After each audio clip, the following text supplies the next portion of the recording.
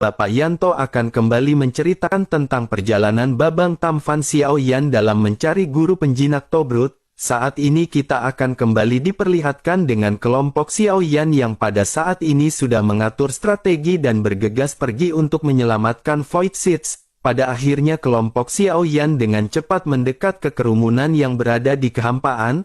Lalu puluhan anggota dari keluarga Jin juga pada saat ini menatap ke arah kelompok Xiaoyan dan yang lainnya. Tekanan yang mereka hasilkan pada saat ini membuat kelompok Xiaoyan dan yang lainnya merasa tidak nyaman. Sementara itu Ding Yue pada saat ini segera melambaikan tangannya dan mulai berbicara sambil tersenyum. Ding Yue berkata bahwa mereka di sini untuk membantu orang-orang dari keluarga Jin. Mereka pada saat ini berada di posisi sebagai teman dan bukanlah musuh. Pria yang memimpin semua orang pada saat ini segera waspada kepada Xiaoyan. Setelah itu dirinya pun segera menatap ke arah Ding Yue yang baru saja berbicara. Kelopak matanya berkedut dan dirinya sekilas bisa mengenali sosok dari diri Ding Yue. Dan bagaimanapun Ding Yue terkenal di kota Qianxing dan dirinya adalah putri dari pemilik rumah lelang di kota Qianxing. Pada akhirnya pria tersebut segera berkata kepada Ding Yue seharusnya ini adalah Nona Ding Yue. Tempat ini sangat berbahaya dan jika dirinya tidak pergi dengan cepat maka tidak baik jika Nona Ding Yue terluka. Sementara itu di sisi lain pada saat ini Xiaoyan dan yang lainnya juga memanfaatkan waktu ini untuk mendekat perlahan. Sementara itu Ding Yue pada saat ini masih tersenyum dan mulai lanjut berbicara. Ding Yue berkata bahwa dirinya pada saat ini perlu mendekat untuk mendapatkan informasi mengenai Void Seeds. Mereka pada saat ini telah menahannya dan bisakah mereka membiarkan Ding Yue untuk melihatnya? Pemimpin dari kelompok ini pun seketika mengerutkan keningnya mendengar apa yang baru saja disiapkan oleh tim Ding Yue. Hal yang pertama terlintas di benaknya adalah pada saat ini Ding Yue benar-benar berniat untuk meminta bagian. Pada akhirnya dirinya pun segera berkata Nona Ding Yue seharusnya tahu bahwa makhluk tersebut memiliki kunci lain ke Istana Roh Guntur. Oleh karena itu dirinya harap pada saat ini Nona Ding Yue tidak mengganggu urusan dari keluarga Jin.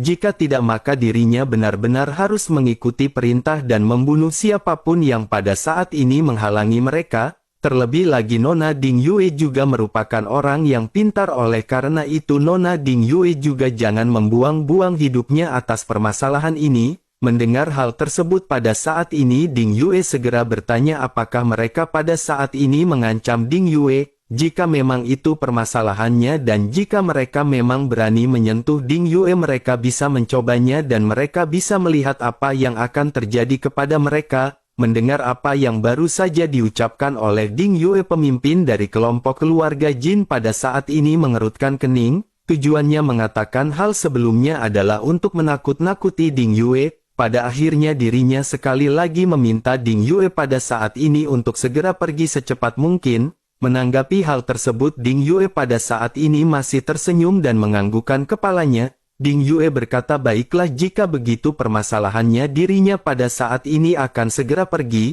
Tetapi dirinya tidak bisa menjamin bahwa permasalahan kunci kedua dari Istana Guntur tidak akan tersebar. Ding Yue pada saat ini berpikir bahwa jika keluarga Jin benar-benar mendapatkan kuncinya, jika hal ini benar-benar menyebar ke dunia luas maka keluarga Jin akan menjadi incaran kekuatan besar. Sementara itu di sisi lain pemimpin dari kelompok keluarga Jin pada saat ini benar-benar terkejut. Pada saat ini dirinya benar-benar tidak memiliki pilihan lain selain menggertakkan giginya dan mulai berbicara dengan dingin kepada Ding Yue. Pria tersebut bertanya pada saat ini apakah sebenarnya yang diinginkan oleh Ding Yue. Ding Yue pun segera berkata bahwa semuanya seperti apa yang dikatakan oleh Ding Yue sebelumnya. Ding Yue hanya ingin mendapatkan beberapa informasi mengenai Void Seeds oleh karena itu Ding Yue berharap mereka akan mengizinkannya. Jika mereka pada saat ini memberi kesempatan bagi Ding Yue, maka Ding Yue berjanji bahwa semua ini benar-benar tidak akan pernah tersebar. Mendengar apa yang baru saja dikatakan oleh Ding Yue pada akhirnya pria tersebut pun menganggukkan kepalanya dan berkata bahwa Ding Yue hanya punya 1/4 jam. Jika melebihi waktu yang mereka tentukan maka mereka tidak akan bisa mengendalikan Void Seeds dan itu benar-benar akan merugikan. Menanggapi hal tersebut, Ding Yue pada akhirnya kembali tersenyum dan berkata jika begitu permasalahannya maka Ding Yue ingin mengucapkan terima kasih. Sementara itu di sisi lain pada akhirnya Xiao Yan pada saat ini segera bergegas menuju ke arah Void Seeds. Orang-orang yang dipimpin oleh keluarga Jin pada saat ini hanya bisa menonton ke arah Xiao Yan tanpa berdaya. Ding Yue pun mengedipkan matanya kepada Xiao Yan dan pada saat ini semua orang benar-benar bersiap untuk mendekat. Namun ketika Xiao Yan dan yang lainnya baru saja mendekati kehampaan, Xiao Yan merasakan rambutnya berdiri tegak dan Xiao Yan pun segera berbalik dengan tiba-tiba. Xiao Yan menemukan bahwa pria yang memimpin kelompok keluarga Jin pada saat ini benar-benar memiliki ekspresi muram. Dirinya mengeluarkan pedang panjang di tangannya dan menatap ke arah Xiao Yan dan yang lainnya. Pria itu pun seketika berteriak ke arah kelompok Xiao Yan bahwa mereka jangan mengira dirinya tidak mengetahui apa yang ada di pikiran mereka. Masalah ini benar-benar akan diselesaikan hari ini dan keluarga Jin pasti akan mendapatkan kunci kedua. Hari ini tidak masalah jika Ding Yue yang merupakan wanita dari rumah lelang keluarga Ding benar-benar mati. Dengan kematian Ding Yue di sini tentu saja tidak akan ada yang tahu siapa yang membunuh Ding Yue. Sementara itu di sisi lain Xiao Yan pada saat ini segera menoleh dan memerintahkan Long Yi untuk dengan cepat bergerak. Long Yi pun mengangguk dan dengan cepat bergegas menuju ke depan. Sementara itu pria yang memimpin keluarga Jin pada saat ini kembali berteriak tidak peduli apapun yang mereka lakukan. Yang terkuat di antara mereka di sini hanyalah seorang Dou Xian bintang 2. Mendengar hal tersebut Xiao Yan pada akhirnya kembali menoleh ke arah si pria dan memerintahkan semua orang untuk bersiap akan pertempuran. Seketika formasi mendalam kaca surgawi juga terhubung secara berurutan di antara beberapa orang. Lalu kekuatan dari setiap orang pada akhirnya terus-menerus mengalir mengisi di tubuh Xiao Zhan. Xiao Yan juga berteriak dengan suara rendah bahwa pada saat ini semuanya terserah kepada Xiao Zhan. Xiao Yan pada saat ini membutuhkan Xiao Zhan untuk menahan mereka beberapa saat. Perbedaan kekuatan di antara mereka benar-benar sangat besar tetapi dengan pertahanan Xiao Zhan sepertinya semua itu akan dapat diminimalisir. Xiao Zhan pada akhirnya mengangguk dan pada saat ini segera mengeluarkan kekuatannya untuk bersiap bertempur. Kekuatan pertahanan ini benar-benar sangat mencengangkan terlebih lagi dengan tambahan armor Dewa Hitam. Pada akhirnya Xiao Zhan segera berteriak biarkan dirinya mencoba seberapa kuat seorang Dou Xian bintang 5. Mendengar hal tersebut pemimpin dari keluarga Jin seketika terkejut. Dirinya pada saat ini melihat kelompok Xiao Yan yang benar-benar melesat menyerang ke arahnya secara bersamaan. Pada akhirnya dirinya pun mendengus dingin dan meledek kelompok Xiao Yan karena dirinya menyadari bahwa kelompok ini adalah sampah. Dirinya pada akhirnya segera bertanya apakah mereka benar-benar ingin melihat seberapa kuat Dou Xian bintang 5. Setelah mengucapkan perkataan tersebut pria tersebut pun segera melepaskan tangannya dan energi origin abadi berkumpul di tangan kanannya. Energi origin abadi ini benar-benar tidak sebanding dengan milik Xiao Yan dan seketika energi ini pun mengalir dengan deras. Sementara itu di sisi lain pada saat ini sosok Xiao Zhan juga sudah melesat dan melesatkan tinjunya. Kedua belah pihak pada akhirnya segera berbenturan dan fluktuasi yang mencengangkan segera melonjak. Banyak suara ledakan yang terus bergema di telinga semua orang. Kelompok Xiao Yan pada akhirnya segera tersapu oleh gelombang kejut energi dan formasi benar-benar bubar. Sosok Xiao Zhan juga pada saat ini segera ditembakkan ke belakang setelah benturan. Armor Dewa Hitam di lengan Xiao Zhan benar-benar hancur dan seteguk darah pada saat ini menyembur keluar. Feng Feng dan Nan Erming pada saat ini dengan cepat terbang dan mendukung Xiao Zhan serta menstabilkan tubuhnya. Sementara itu di sisi lain pemimpin dari keluarga Jin pada saat ini mendengus dingin dan berkata hanya seorang Dou Di saja berani melawannya. Sementara itu di sisi lain Xiao Zhan yang tidak bergerak pada saat ini tiba-tiba terbatuk. Xiao Zhan berusaha untuk membuka matanya hingga pada akhirnya tatapannya berhenti pada pria tersebut. Xiao Zhan pun tersenyum dan berkata bahwa Xiao Zhan benar-benar telah berhasil menerima pukulan ini. Melihat Xiao Zhan yang pada saat ini masih bangun pria itu pun seketika terkejut dan bergumam bahwa ini benar-benar tidak mungkin. Pukulannya ini benar-benar sangat kuat, bahkan Douxian bintang 1 dan bintang 2 akan bisa dihancurkan.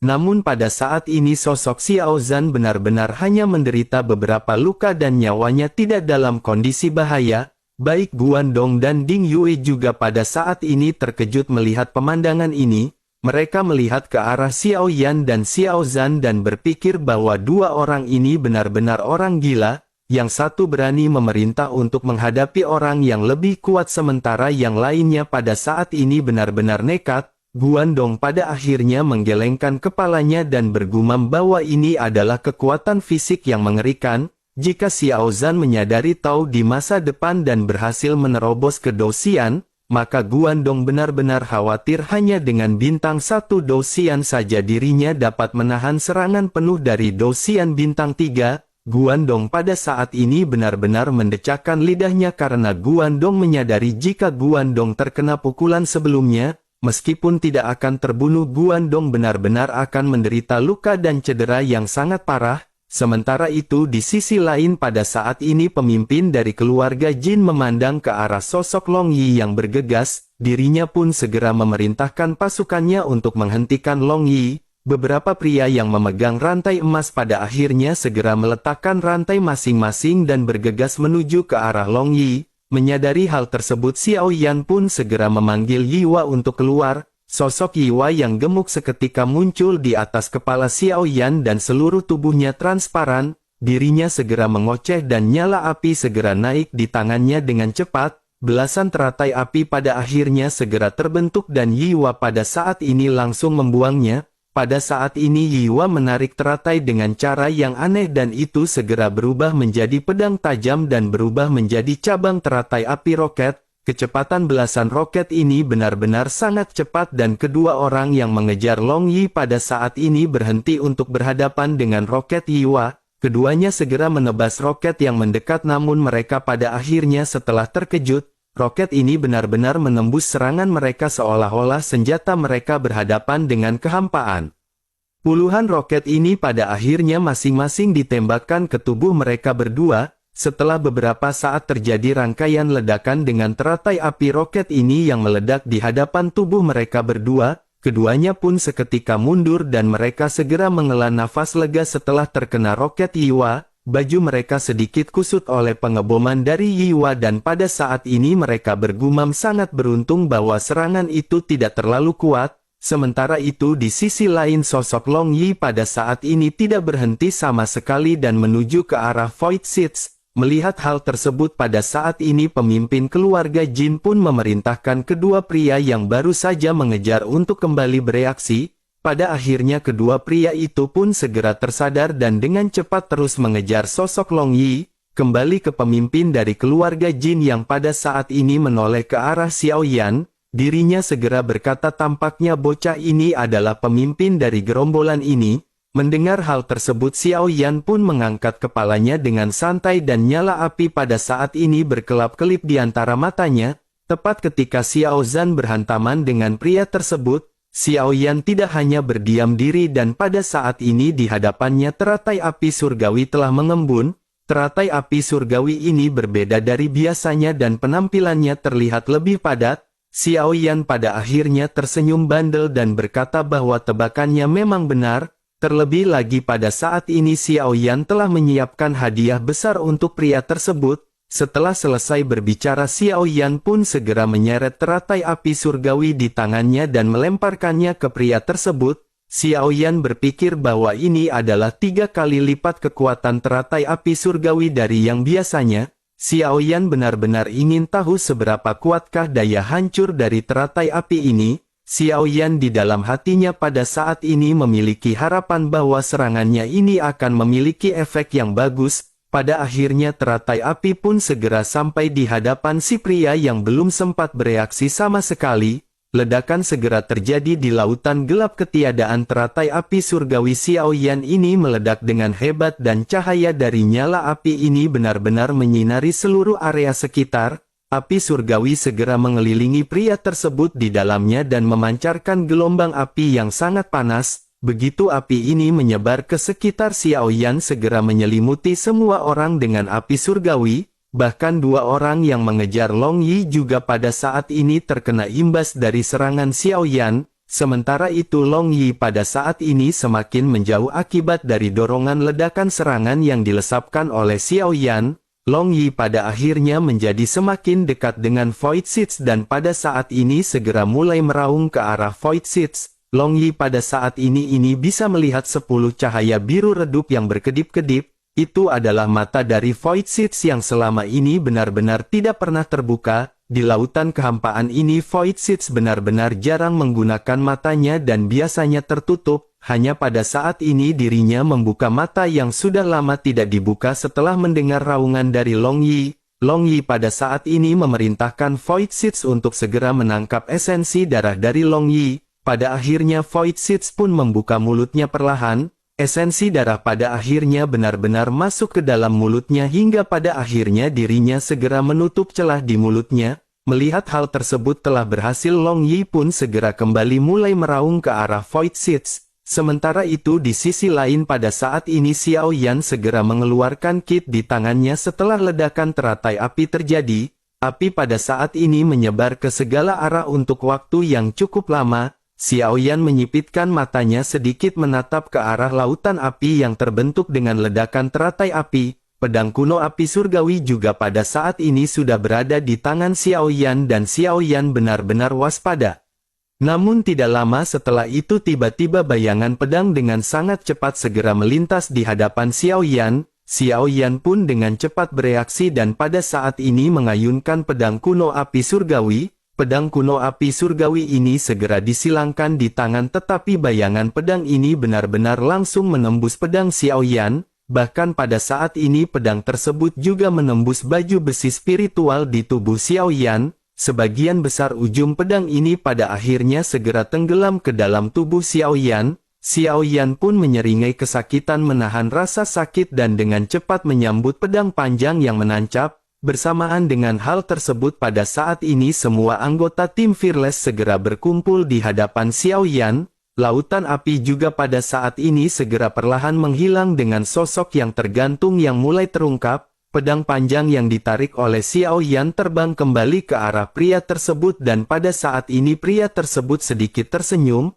Pakaian di tubuhnya pada saat ini hangus terbakar dan wajahnya benar-benar sedikit gosong. Namun tampaknya dirinya pada saat ini tidak terluka dan hanya pakaiannya saja yang tidak tahan terhadap suhu tinggi. Melihat hal ini Xiao Yan pada akhirnya sedikit terkejut. Xiao Yan bergumam bahwa ini benar-benar tidak bisa dipercaya. Di sisi lain pria itu juga pada saat ini segera bergumam bahwa bocah ini benar-benar luar biasa. Kekuatan Dosian bintang 1 bocah ini benar-benar tidak bisa dipercaya dan setara dengan seorang Dosian bintang 3.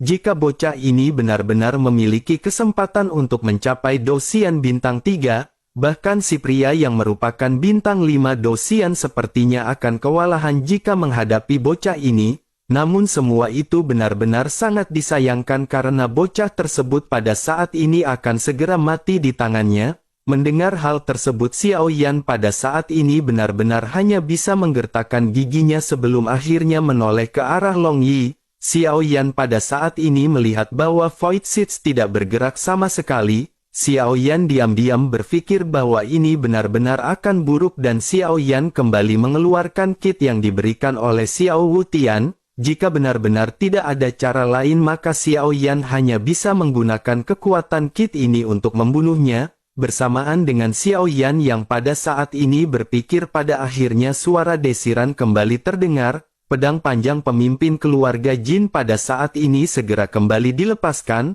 Pedang ini benar-benar sangat cepat hingga tidak mungkin bagi kelompok Xiao Yan untuk dapat melihat jalur terbang pedang panjang ini. Xiao Yan pada akhirnya segera menyeret pedang kuno api surgawi yang setengah patah dan memegang kit di tangannya. Xiao Yan bersiap untuk menyerang kapan saja karena sekarang Xiao Yan tidak memiliki cara untuk melawan pedang tersebut. Namun di tengah-tengah masa-masa kritis ini pada akhirnya sebuah suara seruling segera terdengar perlahan. Pedang panjang yang hendak menusuk Xiao Yan pada akhirnya segera berhenti di udara dan bergetar. Xiao Yan dan yang lainnya juga tentu saja mendengar suara seruling yang sangat akrab ini. Mata Ding Yue juga pada saat ini berbinar ketika mendengar suara seruling dan tanpa sadar beregu membawa ini adalah saudara Hua Buyu. Pada akhirnya kelompok Xiao Yan pun segera melihat bahtera yang mendekat dan Hua Buyu pada saat ini berdiri di haluan perahu. Di sisi lain pemimpin dari keluarga Jin pada saat ini memandang ke arah Hua Buyu dengan takjub. Setelah Hua Buyu mendekat ke arah mereka barulah pada saat ini pria tersebut bergumam. Dengan sedikit keterkejutan dirinya segera berkata, bukankah ini adalah penguasa dari bintang merah bernama Hua Buyu? Setelah mengucapkan hal tersebut dirinya juga pada saat ini segera mengembalikan senjata yang berada di tangannya. Sementara itu di sisi lain pada saat ini Hua Buyu juga memandang pria yang memimpin keluarga Jin. Hua Buyu segera berkata bahwa ini adalah Wu Henjian dari keluarga Jin di kota Qianxing. Dari gelagat kedua orang ini sangat jelas bahwa keduanya benar-benar telah saling mengenal. Sementara itu di sisi lain pada saat ini Wu Henjian jelas sedikit takut kepada Hua Buyu. Melihat kemunculan dari Hua Buyu yang tiba-tiba mau tidak mau dirinya merasa sedikit berhati-hati. Dirinya pada akhirnya segera berkata bahwa dirinya berharap saudara Hua Buyu tidak berpartisipasi dalam permasalahan ini. Jika Hua Buyu melakukan hal tersebut maka keluarga Jin juga akan segera berterima kasih kepadanya. Menanggapi hal tersebut Hua Buyu pada saat ini hening sejenak dan hal tersebut membuat Wu Henjian mengerutkan kening. Melihat Hua Buyu yang bersikap dingin Wu Henjian pun segera berkata bahwa dirinya tahu reputasi dari Hua Buyu. Di bintang merah bahkan Hua Buyu bisa menyaingi bintang 6 Dosian atau bahkan bintang 7. Namun ini bukan di daerah bintang merah dan jika Hua Buyu terus ikut campur Wu Henjian tidak keberatan untuk menambahkan satu orang lagi untuk dihabisi. Mendengar hal tersebut Hua Buyu pun segera berkata perlahan kepada Wu Henjian. Hua Buyu segera berkata bahwa memang benar tempat ini bukanlah bintang merah. Tetapi meskipun begitu jaraknya tidaklah terlalu jauh dan Hua Buyu masih bisa menggunakan kekuatan bintang merah.